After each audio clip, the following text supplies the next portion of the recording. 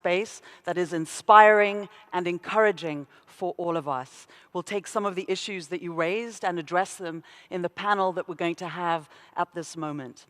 As we rethink philanthropy, we really have to move toward innovative models that have long-term growth and inclusive growth. Collaboration is needed across all sectors, and in particular, the private sector. So what new kinds of partnerships and what new kinds of models can really work? How can we build on digitization and reap its benefits while making sure that it doesn't actually deepen the divide? How can donors be more effective, more impactful with their investments? So to discuss all of this, it's my great pleasure to invite here on stage Her Excellency Razan Al Mubarak, Managing Director, Mohammed bin Zayed Species Conservation Fund for the UAE. Natasha Jamal, the Director for Middle East and Africa, Center for Inclusive Growth, MasterCard International, UAE. And Neo Valentino, the Director of Strategy, Abdullah Al Ghurair Foundation for Education, UAE. An all-women's panel. Excellency, let me start with you. How do you see the philanthropic trends today? It's quite interesting in the sense that I feel this is quite a momentous time for the third sector, which is the philanthropic sector. And why is this the case? You see three trends. The first trend that I'd like to talk about is the digitalization trend. So more and more you see philanthropic ventures at this time using digital platforms. Digital platforms obviously have a much wider reach. So there's a greater awareness on the issues that philanthropies are trying to address. And the digital platform has enabled a much larger audience. Now, this larger audience has also enabled the democratization of philanthropy. So it's no longer, though few philanthropists to the many causes. The digitalization of philanthropy has enabled many individuals and the many to the causes, which has been a fantastic evolution. And because of that, we also see different players coming in. We see philanthropy starting at a much younger age. And when philanthropy starts at a much younger age, millennials are requesting a much more quicker, I would say a much more quick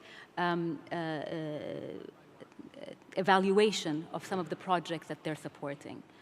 Now, I represent today one of the largest philanthropies focusing on nature conservation. That is the Mohammed bin Zayed Species Conservation Fund.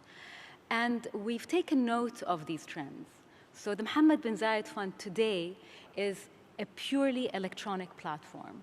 We look at or we receive grant requests online, and we respond online in a very effective way. And that sort of cut down the red tape.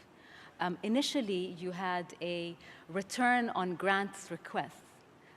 If you looked at the time it would take for a grantee to respond or hear a response from a foundation, in the environmental sector, it would take between 1 to 6 years. In our world, 1 to 6 years would mean an annihilation of a particular species. So at the Mohammed bin Zayed Species Fund, we have cut down the time, 1 to 6 years, to 3 months. And that has been enabled by the electronic platform or the digital platform. The second is responding to the many. So recognizing that philanthropy doesn't have to be in large sums. Philanthropy can be in small sums, but really taking advantage of the ability to scale up. So the Mohammed bin Zayed Fund today, its average fund is between $5,000 and $20,000. So not a lot of money, but we also provide grants as little as $1,000 that go a long way to protect particular species. And this concept of micro-philanthropy, again, can be scaled up. And this is what we want to do in the next phase of this fund. Natasha, how do you see the role of the private sector? Yeah, so thank you, and thank you for having me here today. I think there's two things going with the conversation on trends that are really shaping the way that the private sector needs and can and has the opportunity to engage in social impact going forward. One is obviously the sort of rapid rate of digitization and the changes that we see in and around us every day when it comes to technology. The private sector in this era, and in an era where the type of issues that we're facing are larger issues or more complex issues, has a really critical role to play in helping to drive positive outcomes and long-term sustainable change. The way MasterCard specifically looks at this is really a responsibility to bring all of our assets to bear to tackle some of these big issues in the world. And when I talk of all of our assets, yes, of course, our capital and our philanthropic capital is part of that. But the private sector has and should bring things like their employees and their expertise. They should bring their technology and their innovation. And increasingly, the private sector has an amazing amount of data that they sit on that could be hugely valuable in terms of bridging that divide between our assets, our data assets, and the data that the third sector can use to better define programmatic interventions and how they can really drive scalable approaches. So with this in mind, it's really important for the private sector to engage and to bring all of their assets to bear. MasterCard has taken is re-looking at our approach to corporate philanthropy, and we've looked at a model, and we're approaching this with a lens of commercially sustainable social impact.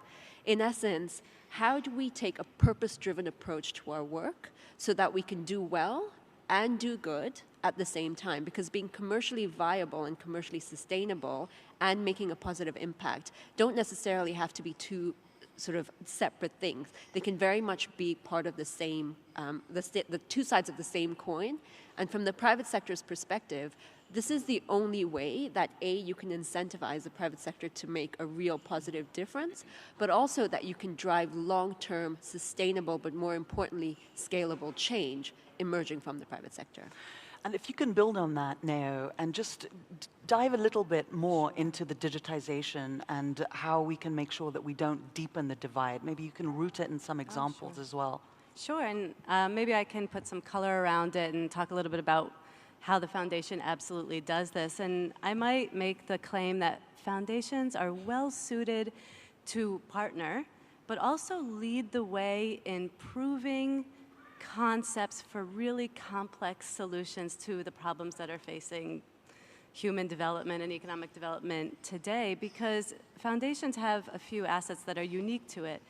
Strategic patience. We don't have shareholder calls at the end of the year.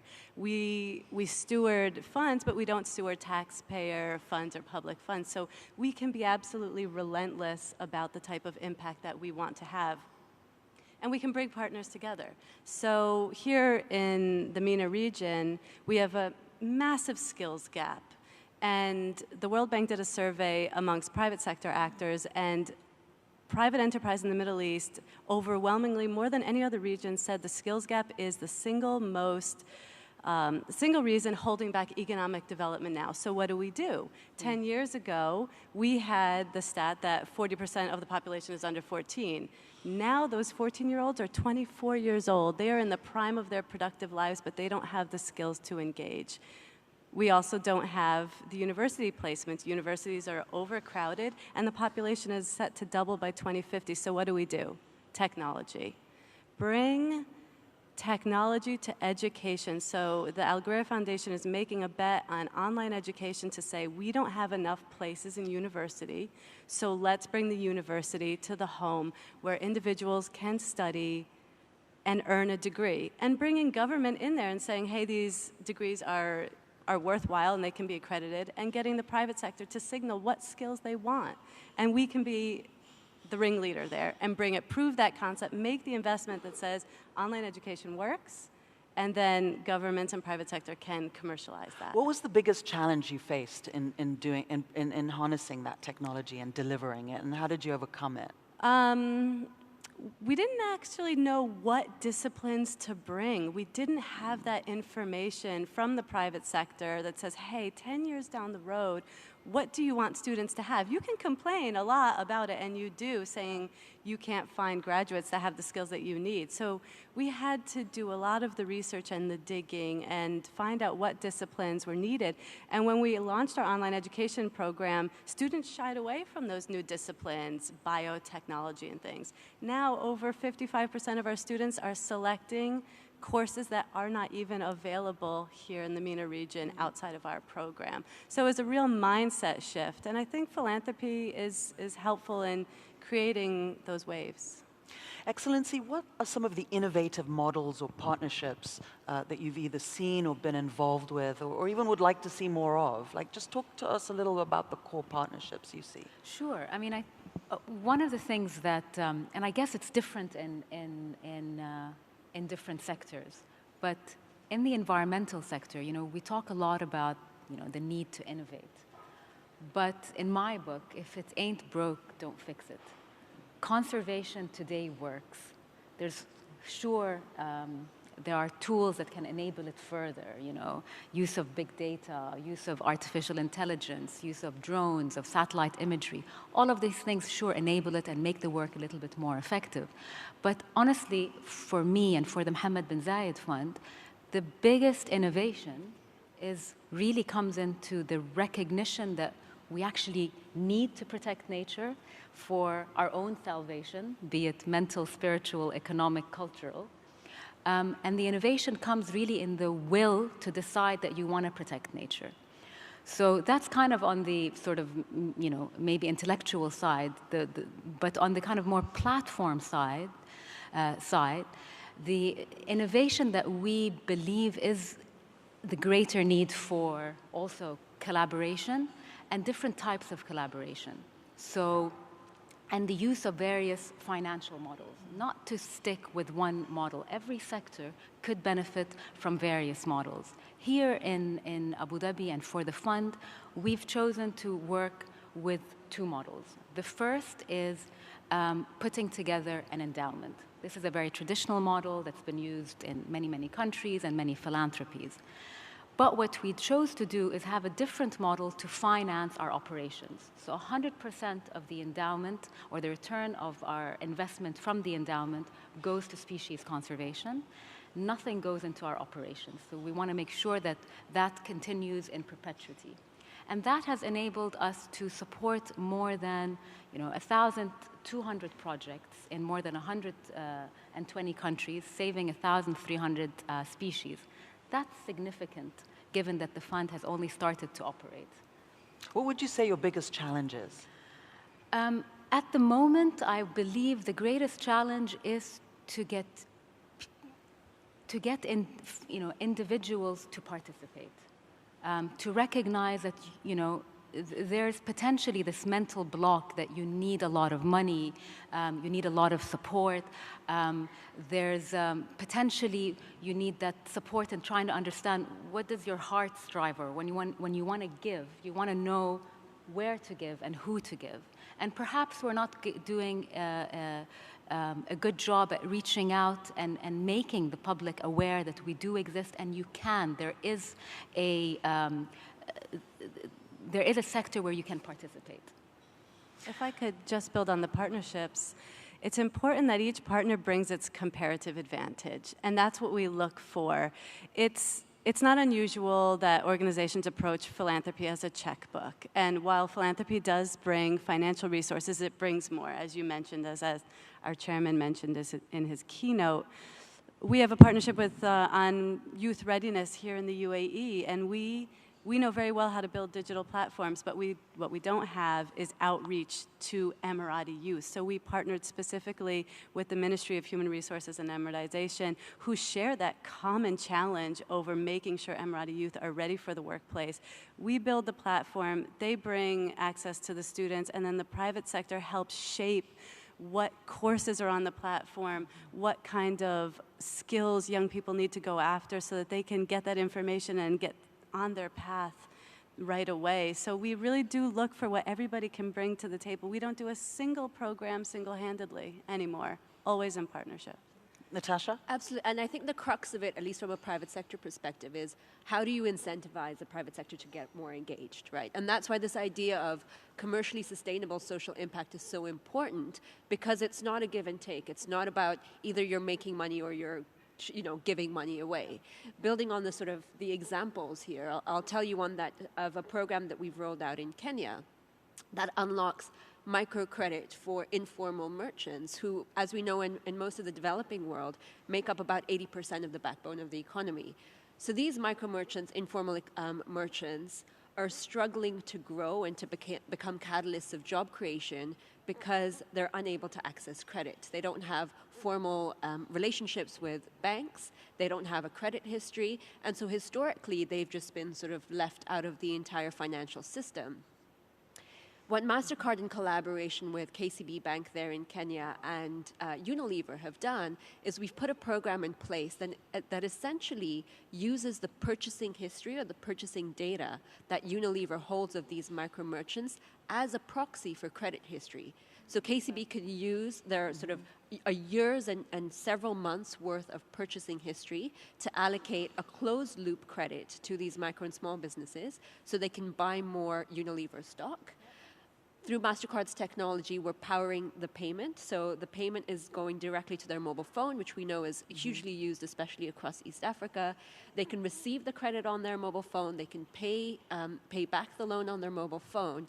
And then, partnering with the third sector, we're underpinning this entire program with capacity building in partnership with an NGO called TechnoServe to teach these merchants about responsible use of credit, because there's a huge issue with microcredit and the responsible use of credit, but also what are the other business skills and financial awareness skills that these merchants need to know to be able to grow and prosper and thrive. And in this system, everyone's a winner. The micro merchant gets access to credit, which he or she has never had before, formal credit that's affordable. The Unilever is already seeing up to 30% sales growth because they're able to push more stock, because the merchant is not constricted to buying just what they have the cash flow for that day, but they can sort of preempt what they can sell next week and take a loan to buy that. KCB has de-risked its lending and has opened up access to a new consumer base that they would never have been able to reach before, right? And in this way, it's long-term, it's sustainable, and most importantly, it's a systems-wide change. It tackles issues at an ecosystem level versus directing efforts and funding into a very sort of pointed intervention that's never going to be sustainable and scalable in the long term. A demand-driven model, essentially, which is now what you were talking about as being critical in the work that you do. Right, absolutely. We don't operate in the ivory tower of the foundations of yore. We absolutely don't pretend to be the experts on what the challenges are and what the solutions are, so we involve everybody in creating those solutions. We have ideas about what our focus is and what our scope will be, but then that's where it ends. Then the community organizations or the beneficiaries themselves, we invite them to help us shape those solutions and tell us what is it that we need to focus on and how can we better tackle it together. We are moving towards a more systems level model, just as you said. When the foundation started about 4 years ago, we started with a flagship scholarship program, as many foundations do, so we could learn about the beneficiaries and really understand the market, but it was unbelievably overwhelming the amount of demand there was for high quality education opportunities amongst underserved youth here in the region. So 4 years in, we now know that we need to tackle systems challenges and start working with universities and educators to say we need to be inclusive about education, and it can't just be a constant pumping of scholarship money in. It has to start from the top and trickle down instead of from the bottom up. Excellency? Yeah. No, I just find also what you're saying mirrors a little bit the development that we see here in the region when it comes to foundations, philanthropies, and the actors. that are not necessarily government, but are non-governmental actors. You know, in the last, you know, this development has, you know, the institutionalization of giving has only started to happen here in the region. Philanthropy was very much done in the house, behind closed doors, very discreetly, to other members of the family, to essentially a non-systemic system, which was very difficult to follow, and therefore very difficult to kind of assess what are the issues that concerns our community and our society, apart from the fact of hearsay. You know, people are interested in education, but how much actually goes into education? We know people are interested in healthcare. Again, we were missing that information. Today, if you were to look for NGOs working in this field that you would want to donate to, it's very difficult to find them, because the institutionalization of philanthropy and the nonprofit sector is still quite nascent here. And it's quite nascent because the community and the government is seeking a much more transparent sector. And this is an area where we need to invest in terms of building capacity of both philanthropies as well as NGOs on how one needs to be transparent on the impact of the funding given to the actors, those working in the field, but also as a giver, as somebody providing money, you have a responsibility to ensure that the return on your particular investment, whether small or large, is significant. Otherwise, it's a waste. So based on that, how do you think philanthropic leaders should work with each other? You know, I regret not attending the full keynote speech of Mr. Al Ghureir, but the last thing he said was a greater need for collaboration. Like I said, it's only recently that families have started to institutionalize their giving. And so 5 years ago, you wouldn't have known of what the Al Ghureir family, for example, are doing in the field, and many other philanthropists. So today, when things are starting to get more institutionalized, we definitely need to convene, to understand what we're working and to make sure that we don't duplicate. Absolutely. Yeah, how do we do that in practical purposes? Well, I mean, very practically, we bring individuals in a room and say, what are you doing? And that ends up being the first time we ever learn of what individual families are up to. And the sad reality is that you can go around the table and everybody will mention very similar projects.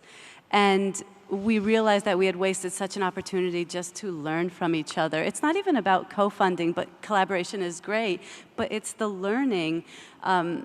His Excellency Abdulaziz recently gave $27 million to refugee education, and after he made that gift and we were public about it, we had so many individuals emailing us, asking us to learn lessons from how we went and did that. And we were happy to tell them because we don't want people to make our mistakes. Time is of the essence. So anything that philanthropists can do to speed up the process to having a good impact is excellent. Natasha, what would you say has been, from your point of view, MasterCard's greatest learning or lessons learned that you can share with us on driving inclusive growth?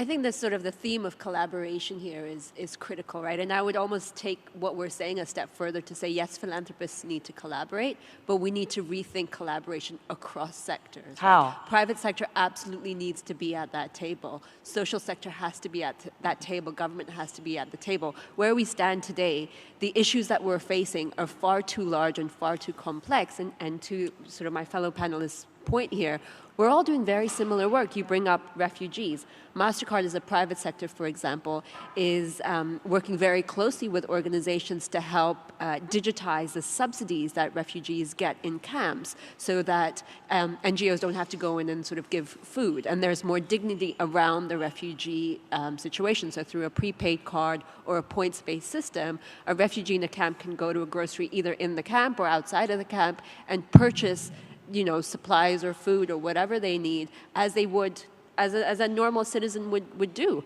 Do we underpin that with some of the work that the NGOs are doing with, around refugee education, for example? If we all come together and collaborate, I mean, the impact that we have and the sustainability of the work that we're going to do is just going to increase by leaps and bounds. One thing that has come up in my conversations with philanthropists or organizations involved in various philanthropic spaces is the question, which I find a curious one to ask, and I'm interested in your answers, is on the role of celebrity in philanthropy. I mean, does it really work? Is it effective? Is it just a distraction? Is it a useful tool? How do you see it, Nea? Oh boy. Well, it certainly brings people to the table. As His Excellency said, when Davos calls, everybody gets on a plane. But when we call for a meeting of regional philanthropists, it's always a shuffle through the Rolodex of the family office to see who might actually have time to attend.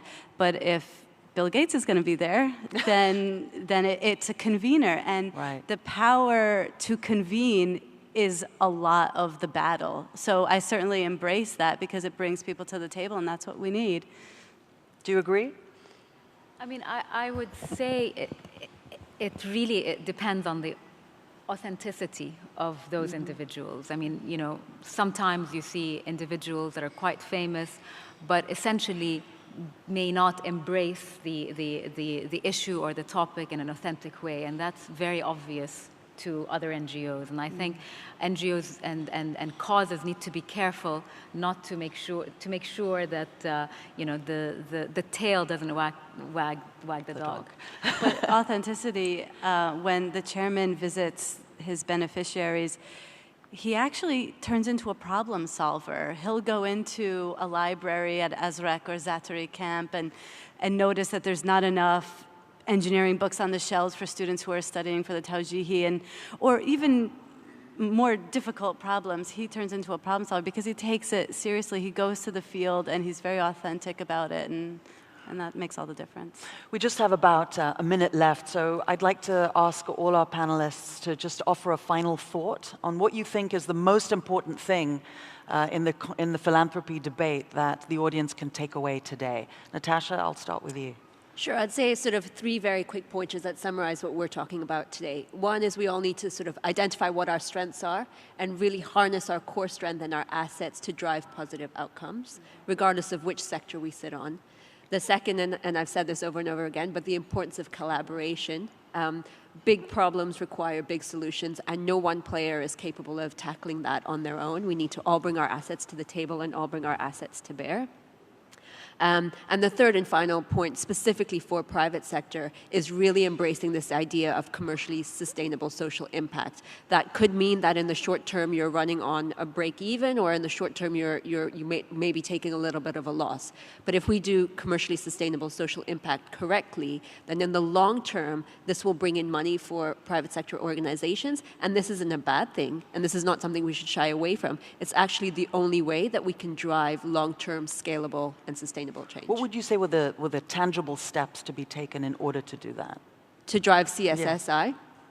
I think starting from the top, having sort of a CEO or a management, we're extremely lucky that we have a CEO who really understands the long-term value of CSSI and bringing this into the community. I think, again, at the risk of repetition, but convening thought leaders on this space, convening the private sector players who've done this and done this really well, the MasterCards of the world, the Unilevers of the world, who are showing that we can do this and we can have two sides of the same coin, incredibly important to pave the way. I think those two, that's pretty critical in sort of how private sectors can start to embrace this. And to be fair, as we look at shareholder value across the board, moving from stakeholder value to shareholder values, your employees are going to start to expect it more. Your consumers are going to start to expect it more. There is a growing demand on the private sector for us to do more than just make money for each other and put money in our pockets. So the demand and the discipline of that is going to, I think, just push private sector in that direction. Nea?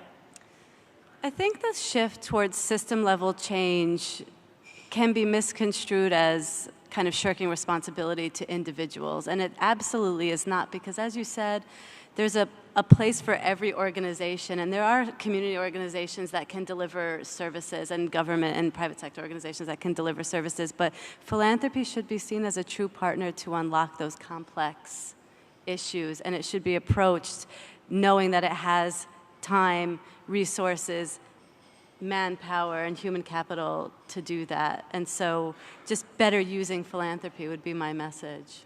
If you could pick one way of better using philanthropy, what would it be? I think what we said about technology and allowing philanthropy to innovate. You can't, well, you can, but don't come to them with your incremental problems. Come to philanthropy with the challenge that you need 10 years to solve, and let philanthropy engage its, like I said, patient or strategic patience and relentlessness against impact to figure it out, while governments in the global south or anywhere, they're strapped. They're delivering services in disaster organizations, refugee crises, and things like that. Do what you do well, and let philanthropy help in the other stuff. Excellency? So for me, the key word, particularly in this region, is transparency. It's been estimated that over $1 trillion gets donated in zakat every year in the Muslim world. And today, it's very difficult to trace where this money goes. And so there needs to be much greater transparency in this sector, in this region. And the other is really a piece of advice. When you give, and many of us do, follow your money. Be as diligent on the decision to finally give, but really, is this going to the right place and delivering the right impact? And then the third really area is, don't feel that you need to reinvent the wheel. There are many institutions that are doing the right thing, that are impact and result-oriented. When you find a topic or an issue that you would like to support and you feel very strongly about, before potentially starting your own foundation, look at what already exists and see if you can help there. It'll cut a lot of time to address some of the most pertinent issues. Thank you very much. May I ask for a round of applause for our excellent and insightful panelists? And I think the headline here was collaboration is the key. Thank you all so much. We really appreciate it. I'd like to invite Her Excellency Nawal Al-Hosani to take the stage and call on her panelists.